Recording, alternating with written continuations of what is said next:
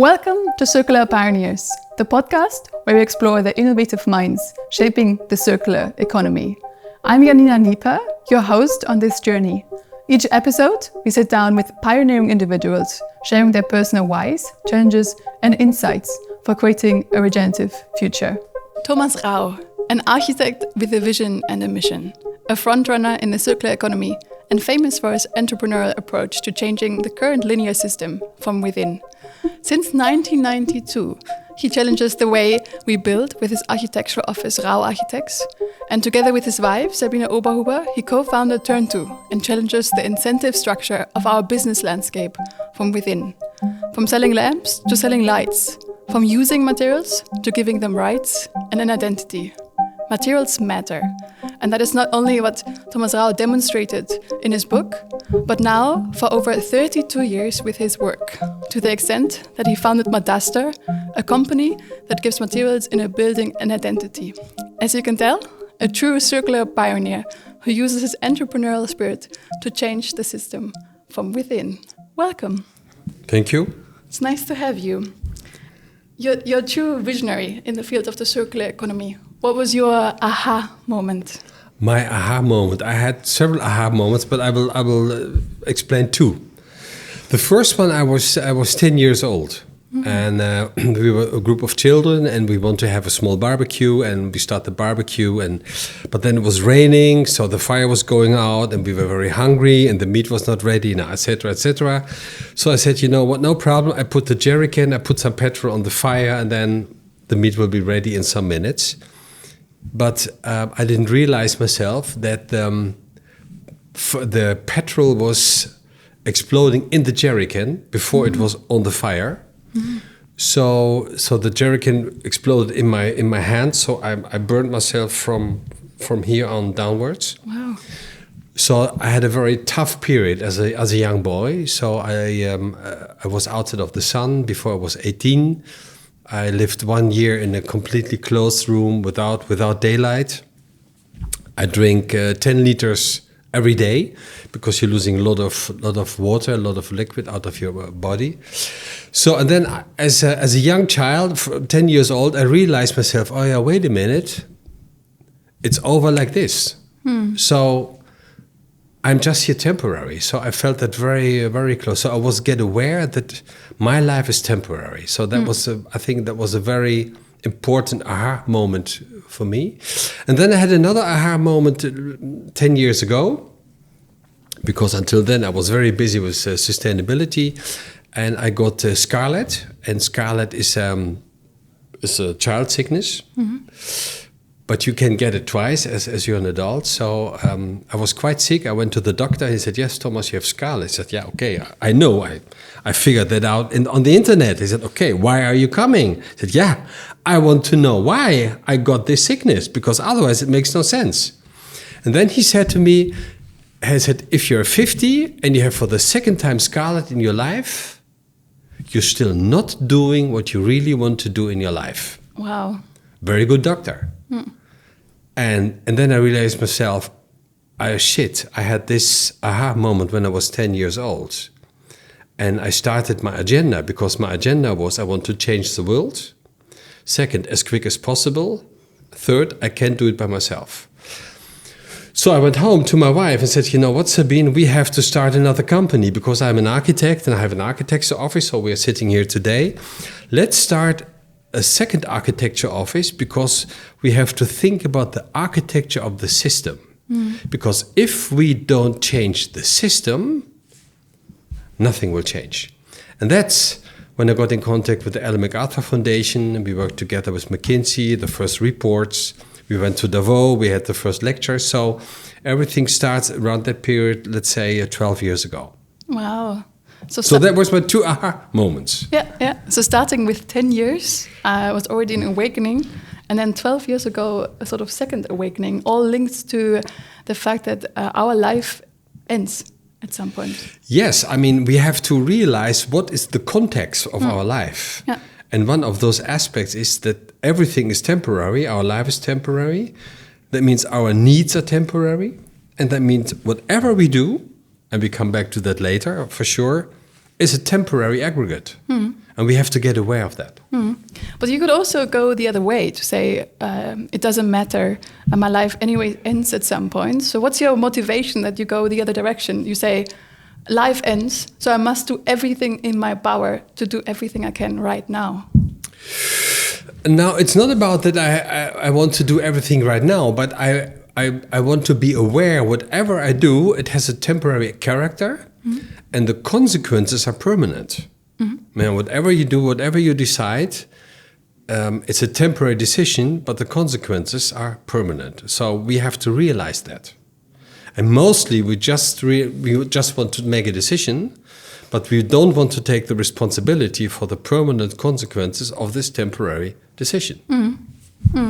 So what's your motivation then to fight the old system?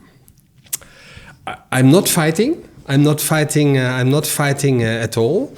And you mentioned it 3 times in your introduction, within. This is very important. So what we have to realize that we as a human, we have unbelievable power. I mean, in the history shows us you just need one person to change the whole world. So that means we have to activate the fact that we are belonging to the brand human. So we have the power to change everything, but we don't use the power. So what I want is that everybody is focusing on his own power, because we create the problem and we are the solution. So it's all about our mindset. It's about mind change. It's not about climate change. It's about mind change. It's about us. And to go one step further, it's about us and our relation towards everything what makes our life possible. Because this relation is completely sick. And we have to think, we have to reorganize our relation between us and everything what makes life possible. This is one of the aspects of circular economy. So also going back to giving ourselves agency. We are all the change. We can all be part of the change that we need. Yes. And everyone can be a part of it. And this is very uncomfortable to know, because no one said, we need new laws and we need money and we have to do this. No, the only thing we need is ourselves. We have to change. And if we change, everything will change. Okay. And so you would, as advice, you would say to someone listening right now, just start with what you want to do. Or what would you tell them? Get aware about the reality. Because I think the biggest vision ever is the reality. And we don't want to see that. So maybe we can mention some aspects of the reality. So we already mentioned one. Everything is temporary. We also have to realize that we are guests on planet Earth. So that means nothing is from us. Nothing is from us. Everything is given to us. Third aspect is the Earth is a closed system. So that means everything which is not growing is limited. So we're talking about material as a limited edition. And a limited edition is very valuable. And if you need limited editions to serve temporary aggregates, which are serving temporary needs, we have to take care for it. Or say it the other way around, in art, everybody realizes it's a limited edition. And nobody would talk about a Rembrandt scarcity, of a Van Gogh scarcity. No, of course not. There is also no resource scarcity. This is a completely wrong perspective on reality. Reality is all materials which are not growing are limited. And circularity is about, just to give a very short definition, so it's easier, to make everything what is limited, to handle it in a way that it's still unlimited available. Because we are just guests, and after us there are even more people who wants to do something with it. So, and in art we spend a lot of money. A museum is the same. The museum is a place to make the limited editions of art, to make it unlimited available for everybody who wants to come along. So in fact, material is an artwork of nature. So we have to handle it in the same way than we're handling art. Yeah, it's a beautiful metaphor. That so you can transfer the mindset that we use in viewing art to viewing materials. So what's the vision that you have for the economy? If you could draw the economy yourself, how would that look like? I mean, if you live backwards in history, we organize as humans. We all organized different kind of economies. Let's do it in that way. And the economy 100 years ago was completely different than it's right now, and that it will be. So we just can talk about the next step. We can talk about the next reality. But I think what we have to organize at least is that material is a service. That in the future you never will buy material. You just rent it out like you rent out a book in the library. You take it, you read it, you get inspired, you give it back, and you pay for it. And the next one is coming, is taking the same book. So the same thing we have to organize with material. That means, to talk about the economy, we have now the value creation chain. And that means so we are creating something in the forward direction, and we start with the earth, and then we have the mines, the supplier, the producer, and we have the consumer. So, but if you look at the value creation chain, in fact, it's a value destroying chain. Because at the end, it's waste. But the character of the value creation chain is that everything happens out of freedom. So everybody is doing something, or is producing something, or he's offering something, which another one wants to have out of freedom. So please, you have the copper, please. Can you give me your copper? I will pay for it because I can make them components. And I have someone who wants to make chips and he needs my components. And the one with the chips said, yeah, can I have the chips because I make a vacuum cleaner? I know one who wants to have a vacuum cleaner. So this is the value creation chain based out of freedom. So the next part, you find the next partner out of freedom. But it ends with the consumer, and after the consumer, there's no one who wants to have something out of freedom. I mean, you have the vacuum cleaner for 4 years, and now you've done. I said, okay, what can I do with the vacuum cleaner? Nothing. I think we organized a half of the economy. We have to organize a second chain, and the second chain is the value sustain chain.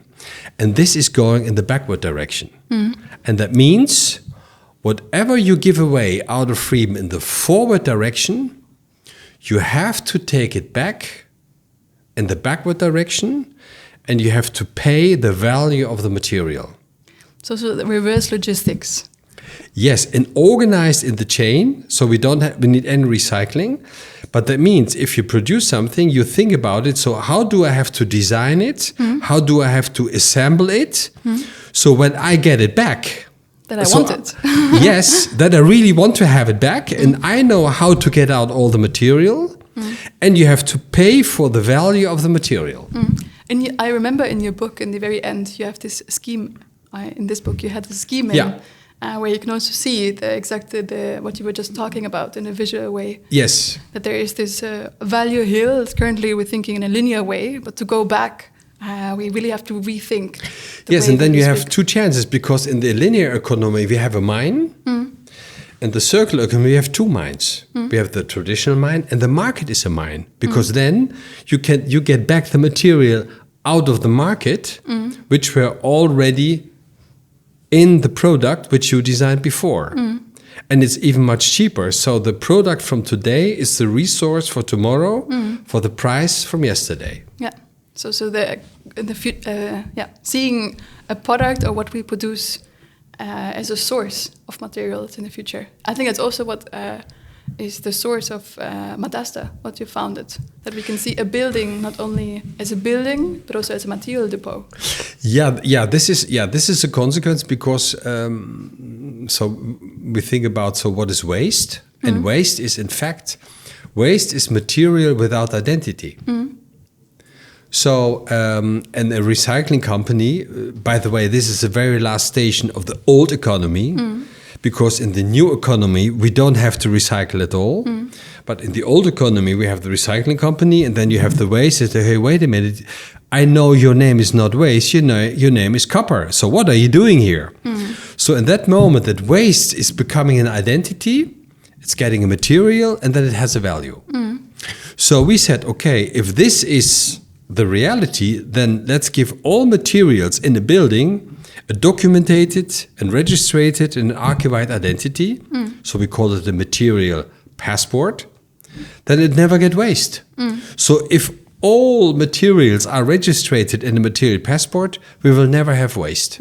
So, sorry, we started this platform 7 years ago, yeah. And now it's running in seven countries. It grew very quickly. Yeah, it goes very quickly. Now we're going to Japan, and we're going to other countries. And the agenda is to roll it out all over the world, so that humanity knows where are all those limited editions which were given to us for the period that we are guests on planet Earth. So this is a big agenda. Yeah, I think especially in the architecture world. So to anyone listening right now, as architects, in the past we tend to produce waste. So we produced a building without thinking of the consequences, and to really do this mindset shift to think, okay, how can we build something that we can also harvest in the future? How can what we do right now also be beneficial for future generations? Again, as a material depot. Yeah, but it's not only for architects, it's for everybody who's producing something. We just think in the forward direction, and we don't want to take responsibility what happens in the backward direction. So we have to get aware of that, and that's what we have to fix. Extended producer responsibility. Yes. If you could explain extended producer responsibility to the audience, how would you explain it? How would you explain it? For me, it's shifting the responsibility of what happens to what we produce back to the producer, away from the consumer. So what we see right now is that everything, if something is broken, it's the problem of the consumer, but it should fall onto the problem of the producer, that they produce in a different manner, that we can fix products, and that they ideally go back to the producer at the end of life, so it can be reused in their own value chain. Yeah, so because we are in a system, what we have to change, we have a system where power and responsibility is completely separated. So we have the power for someone who's producing something. We think he's producing something nice, but in fact he's organizing an organized problem. So let's say the vacuum cleaner. So we buy the vacuum cleaner because we want to clean our apartment, and suddenly he has a breakdown. Of course he has a breakdown. This is an organized problem by the producer. But now it's too late, because as a consumer, you are now the owner. So we have a system where the owner has to take care and has the responsibility for the permanent consequences of all decisions of the producer. And that's what we have to stop with.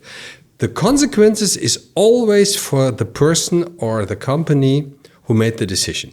That's why we have the value sustain chain. So everything is coming back to you. Said, okay, I've got the vacuum cleaner from you. That's yours. That's your work. Now it's your problem. Just give me the money for the material. I paid for the vacuum cleaner, but you get back the material depot, which has a special value, and you have to pay for it.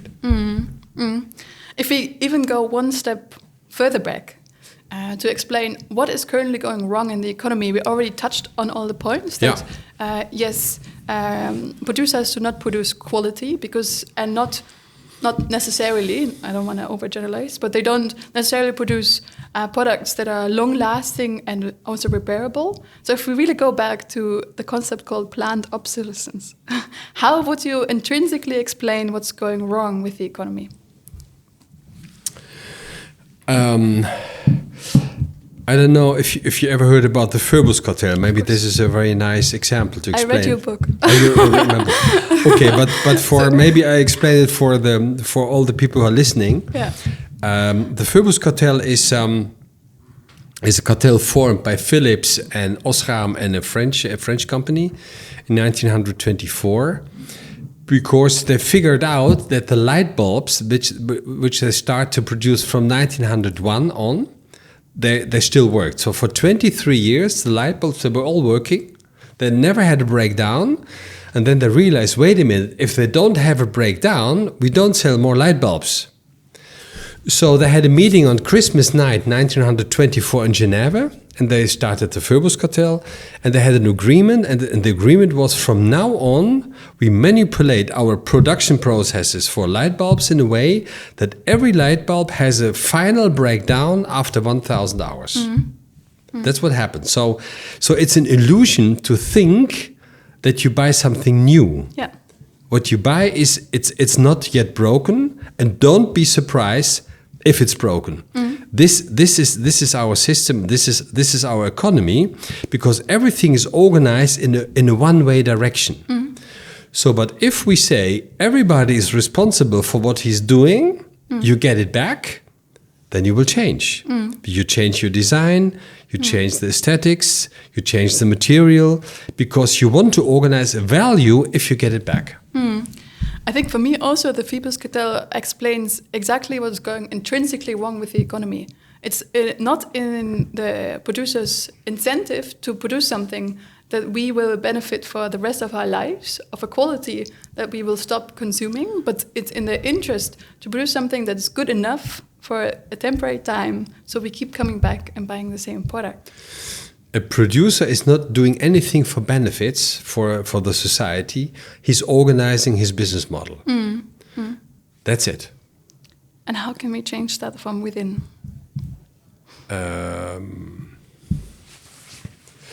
Now, from the outside, we can change it to change the laws, to say, okay, whatever you do, you're responsible for it. And from the inside is that we have to get aware that we are spiritual beings on a human journey. So that we have to take the responsibility, whatever is given to us. So this is not just a showtime Earth, and then we fly away. I think it's a very big agenda we have to work on. Let's say we have to fix the relation between humanity and planet Earth. We have to fix the love relation. So you also could say circular economy is about love.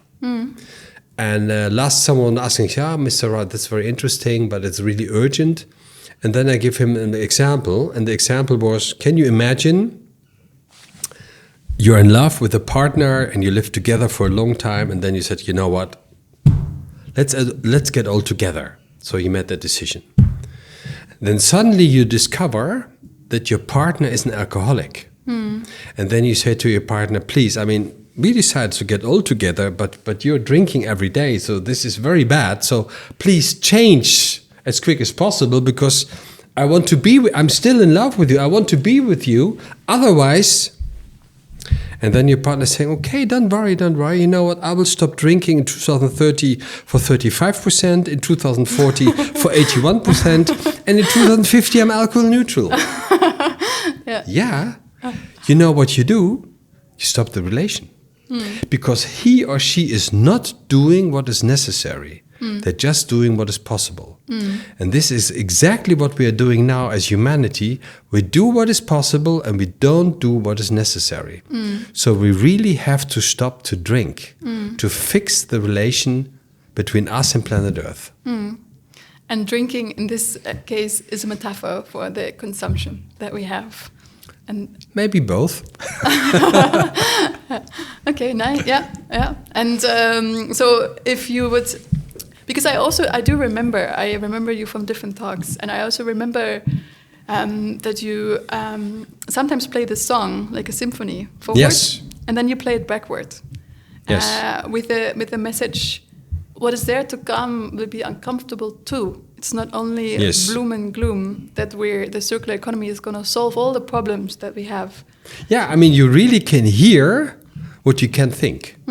You really can hear the new economy. I mean, I can play it right now if you want. I just take my computer. So I let you hear what you can think. And I will let you hear something which you never ever heard before. I promise. So let's start. I hope it works.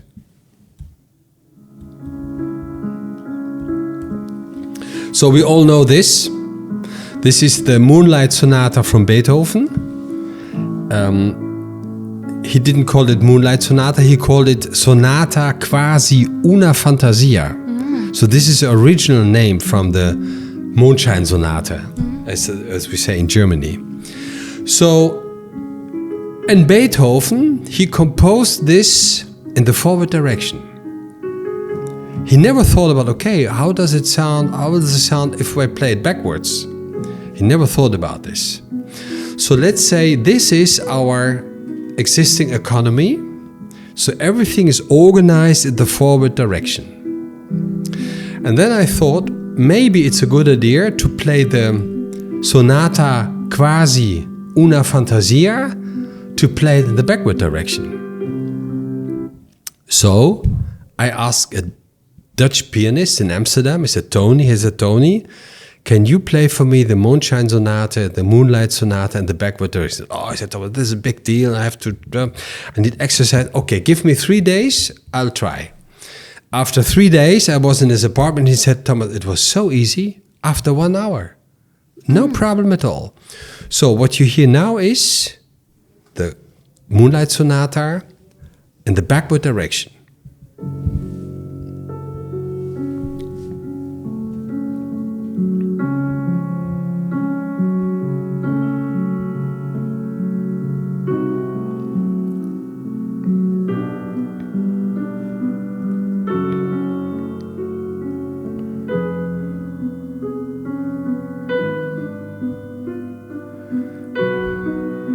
It's unbelievable.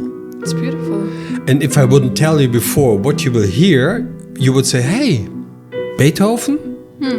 Sounds familiar. I never heard that song before. There's a new song. The Beatles have a new song from Beethoven. So what you hear is the value sustain chain. This is what you hear now. This is a circular economy. This is what we have to organize. Everything organized in the backward direction. And of course, everything there will be different. But who doesn't change voluntarily will see everything will change around him involuntarily. Nonetheless. So what do you think do we need to prepare ourselves in becoming circular?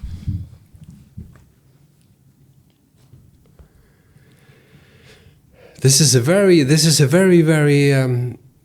I think the most important question until now. Because we have to prepare ourselves. And we have to get aware that we are humans. And that we can do everything out of freedom. And that we are responsible for the way who we are. So we have to work on our mindset every day. And this is really, and we have to learn to think in a different way. And it's like top sport. Let's say, if we would say, okay, let's run 2 kilometers. You wouldn't get there, maybe I wouldn't get there because we didn't train. So the new way of thinking is a kind of a top sport. We really have to organize, we have to exercise this every day, this new way of thinking to get to the finish. But this is something everybody has to develop for himself. So a circular economy is something which starts in yourself. It's not about the law, it's not about recycling. In fact, it's about a new way of awareness to be a human being on planet Earth. So this is a huge agenda, and that's why I'm sometimes a little bit irritated if everybody makes it small. Make it big. It's a huge agenda, and just by the way, to clarify this also, it has nothing at all to do with sustainability. Sustainability means we are optimizing what we're doing in between the existing system. So a little bit less energy, a little bit less material, a little bit more healthy. But the result of an optimization process is an optimum, but not transformation. So if we think we have to transform the system, then sustainability is completely the wrong tool. Then we need a completely different tool, and this is circularity. So circular economy as a vision of system change. It's a system change, yeah. And it's not optimizing the existing system. This is sustainability. But to change the system. There are the tools to change the system. And we have to change the system. You most likely already also have seen the graphs of the old system that you're optimizing and the new that's emerging. And then from there clashes a new system that comes out of it. The system change theory behind it. Yeah. There's a theory, but do you remember the 15th March 2020? Then there was a press conference from the Dutch government. They said, hey guys, outside, we have to stay at home from tomorrow. Nobody's going to work. You're not going to school.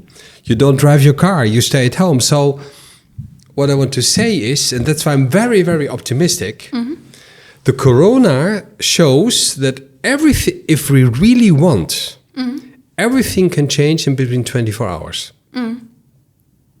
And there was one person, it was the Prime Minister, he said, okay, guys, we stay at home. So I'm very optimistic. If we really realize that we really have to do something, we can do it in between 24 hours.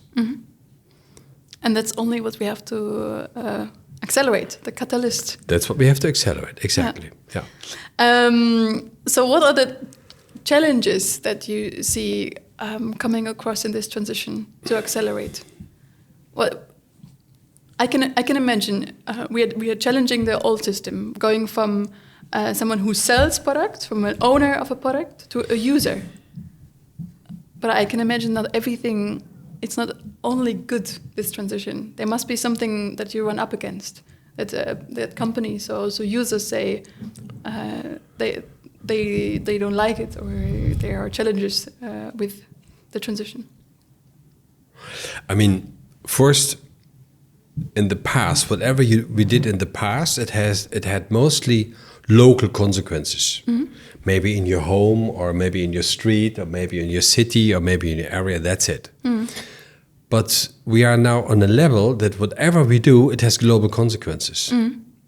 So whatever we do, we have to look at it out of a global perspective. And of course, we have different challenges. We have the energy challenge. We have to get rid of the fossil energy. We have to organize that materials are limited. And now we have this pavilion here. This is the Dutch pavilion for the World Expo next year in Osaka, in Japan. And here we try to give two answers on two big challenges.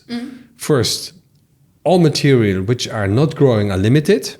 So it's the pavilion is designed in a way that it's a depot of the material, and we can disassemble the whole building. After 6 months, we take it away, and we can bring it somewhere else, or we're selling the components, or we're selling the materials, but nothing will get waste. Do you already have a place afterwards? Yeah, we are talking with different parties who wants to have the pavilion. So let's say we are talking to potential second users after the expo in 2025. And the other one is you see the blue dome. And the blue dome, that means we want to show that water is the new energy source. And water is for free. So this is the next challenge we have to organize on the energy level, to realize that water is not only liquid, but water is energy. But until now, we didn't realize it. But this is very important to know, that water is also energy. And how is it going to be tangible? So the color of the dome, or is it also water being present in the building? Welcome on 30th of April 2025 for the show in the dome. Okay. And then you can see it. Okay, then I'm waiting for an invitation. Sounds good. And I think you mentioned one principle that is used in the circular economy. It's called design for disassembly. So whenever anything is produced, from a product to a building, anything is designed for disassembly. Whatever. If you use limited editions called material, which are not growing, you have to design it in a way that you can completely disassemble whatever you do, because like this computer, this is a temporary something. There's a moment nobody likes this computer anymore, and then Apple should say, okay, we can take out all the materials, and we sell it or we do something else with it. And what needs to change? Because essentially, what I heard also in your declaration for materials, you also wrote a declaration for materials, and the idea is to give materials rights. Yes. What's the status on this? What needs to change? How can we give materials actual rights? Okay, I mean, in the book we have written the Universal Declaration of Material Rights, and we handed over to the United Nations on the 10th December 2018, because that was the 17th anniversary of the Universal Declaration of Human Rights. And that means, I mean, we are sitting here together, and some people are behind the camera. So, in fact, we don't do now what we could do with each other. So we have some rules how to respect another person. The same will happen to material. I think in the future, if we realize that material have rights, some of material's connections are not allowed anymore, because you're destroying the identity of the material. And if you destroy an identity, it will never come back. So that means to handle material in the future means how we handle humans. This is quite a big agenda, I know, but this is what we have to learn. How did the UN respond? Did they take everything in that you proposed? Let's say I handed over, but then we had a discussion over the SDGs. We have the 17th SDGs, so the 17 Sustainable Development Goals, which are given by the United Nations, and everybody thinks this is very important. But Do you also think so? Yeah, but if you really read it very carefully, you will figure out there's not even one sentence why we have to do this. So I give the United Nations the 18th SDG, and the 18th SDG is about attitude and humanity. It's about the new relation between humanity and planet Earth. And to fix this relation, we need the 17th SDGs. And the 18th is they've taken it. Yes, I designed it and I give it to the United Nations. It's already there, so we'll see if they will show it sometimes. But it's already there. Okay, yeah, good to hear. Do you also see danger in the transition? So for those listening, we're currently in Amsterdam. So this is a podcast that's recorded in the heart of Amsterdam, Amsterdam North, at the office of Rau Architects. And the Netherlands as well as Amsterdam are sometimes seen as the heart or as a center for circular economy. And you hear circular economy everywhere. The word circular economy, circular product, a circular material. Do you see danger in this transition and the use of the word circular? Oh, let me say something first about the Dutch culture. And of course, you said there are a lot of initiatives about the circular economy in the Netherlands.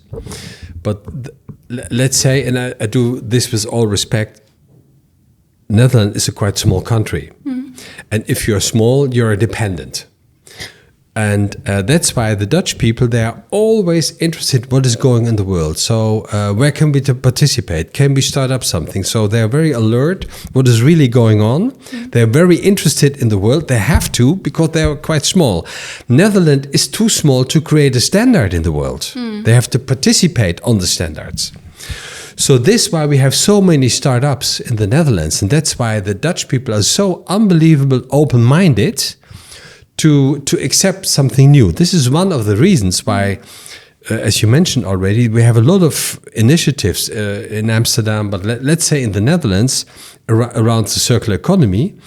And even Madaster, I think it was impossible possible to start Madaster in Germany 7 years ago. The Netherlands was the right place to start it. So this is very important to say. There's a fantastic mentality. But after this, you need a second step. Now, the step, if you start something up, then you have to scale it up and you have to bring it to the world. And then you see sometimes then the Dutch initiative, they stop. You don't get it financed. You need money from outside of the country. So then sometimes it's easier to switch the country and to scale it up and bring it to the world. So it's a fantastic combination. I mean, we are both from Germany, so it's a fantastic combination between the German culture and the Dutch culture. So there's someone who is open-minded, interested in everything, is starting up everything what is possible, and the other one said, okay, if it's a good idea, let's scale it up and bring it to the world. So this is a fantastic combination. Yeah, combining the best of both worlds, so to say. That the Dutch are innovative. They can quickly start something up. Yeah. What are challenges that you've encountered in projects when we speak about Triodos or also the Osaka project? Now, what you see, I mean, in our world, we have tenders, so that someone said, okay, I want to make a building, and it wants to circular or whatever. So in the tenders, you're confronted with very high ambitions. And what I see is if you really give an answer, if you really take the ambitions serious, you give an answer which the client doesn't expect. He said, oh yeah, okay, I didn't mean that so fundamentally. I just thought maybe a little bit circular, a little bit like this. So that's what I see is that mostly we take the ambitions of the clients more serious than the client does. Because we are using words like sustainability or MPG or circular. We use it like just some words, but they have a very big meaning. So we are acting on the meaning of the word. So this is sometimes a little bit irritating if you realize afterwards, wait a minute, we take the questions from our client more serious than the client does. Than they take themselves. Just a very small interruption. It's 4:00. I still have 5 more questions. Okay, go on. Is it okay that we continue? Go on. I didn't want to. Okay. If you could change one thing in the current system, what would it be?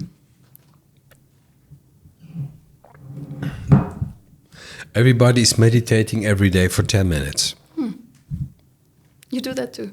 I do that too. And if we would do that, everything will change. Oh, beautiful. So really challenging the mindset shift from within.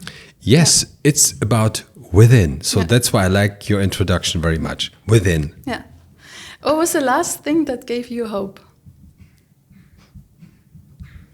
The last thing that gave me hope. I waked up in the morning. And I was very thankful. So taking every day by day. Day by day, yeah. Because you don't know. Maybe we go out and it's done. So we have to be very thankful for every minute we are here. And we should use our time and not waste our time. We are wasting too much time, I think. Living with the awareness of death, so to say. What is your wish for the future and for generations to come? That they enjoy life. And that they love to be here. And that they take the responsibility for everything what there is. That's it. Of course, it will be completely different than our life. I see it already with my kids. But that's life. Life means everything will change. Are you optimistic? Yes, very optimistic. Yeah, very, very. Yeah, I like it. Yeah, I mean, we just mentioned, it's about mindset. Yeah. We need one person to change the whole world. Yeah. And from this one person, we have already 8 billion people. So we have 8 billion times that it works. So I'm very optimistic. There must be someone who's doing it. Yeah. So we can create the change that we need. Absolutely, and very quick, if we really want. But until now, we don't want. Where do you see the circular economy a movement heading in the next decade? Is there also exciting development on the horizon?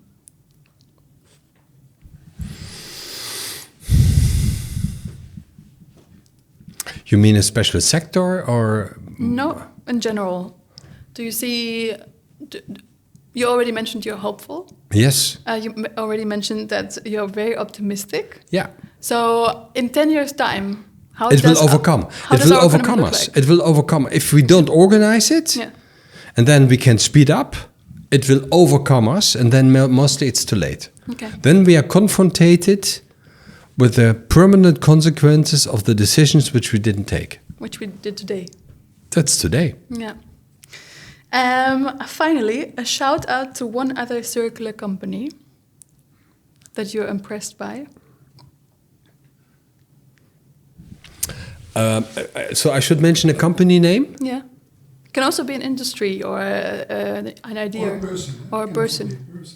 Yeah. Or a person. Yeah, or a movement. Or doesn't have to be a company or organization. I just met Otto Schammer from the MIT in Houston. So he offered the theory U. I know them. Yeah. Yes, and I'm quite impressed by that, and I think he's really working on the next step. He's really offering us the next reality we have to work on. So I just met him Friday personally. I was very impressed about his personality. Theory U Presenting, I think it's called. Yeah. Presenting, yeah. If any listener would like to know more about you or your work, where should they look at, how can they find you?